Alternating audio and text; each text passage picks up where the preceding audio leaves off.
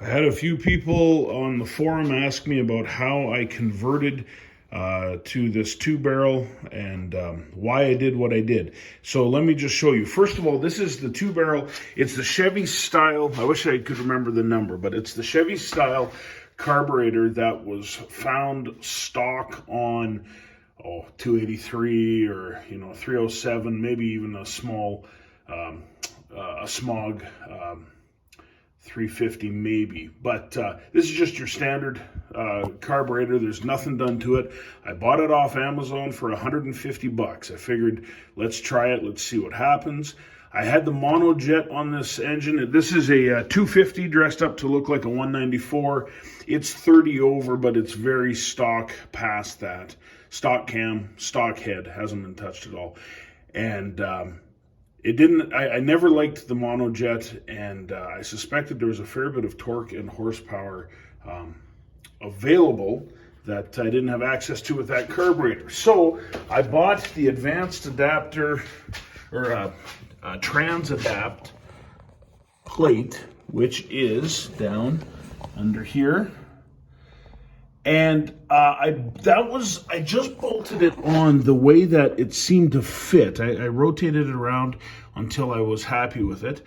Then we had a linkage problem. The carburetor fit on best this way, and it put the linkage over here, whereas the stock monojet, the linkage was over here.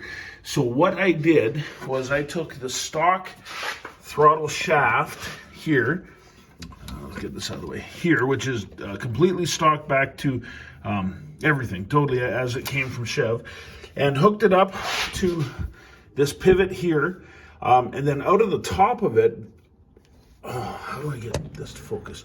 There, you can see, I put this piece on here, which is just a carburetor adapter piece, and I built this plate, which I'm going to take off, and I'm going to sand and paint it black or orange or something like that. I welded on at the bottom, you can see just a piece of steel, and I've got these cable adapters that go through, and there's a nut on the back side here. The cable goes through there. This is a bicycle cable out of Walmart for your brakes, and people will tell me that it's going to break for sure. I've used them for years on other cars. It works fine. This is just a low car adapter that I had lying around, but really anything will work. It is onto the stock throttle shaft. This is unfinished. I'm going to tidy this up, but it works very well. You step on the gas and away it goes.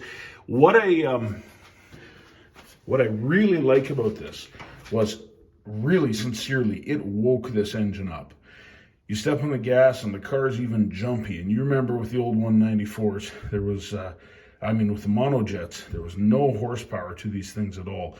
The 250 wasn't far off that. This is a rebuilt 250, so we're not, it's not a worn out engine by any means. This thing with this carburetor on it was really fun to drive. It is really fun to drive. And the only thing that I don't love, but that I had to do, was the throttle return spring. I just took a little piece of metal and I put it to a valve cover bolt there. And I have 2 springs. It works. It's a little ugly. When I come up with a better idea on how to make that disappear, I will. And I'd like to rebuild this and make it a little bit more attractive. But for testing purposes, it works well. All this is a piece of metal that's cut in an H, and this goes through it. It bolts on there. There's another leg on the other side, bolts on with the stock carburetor bolts, and away we go.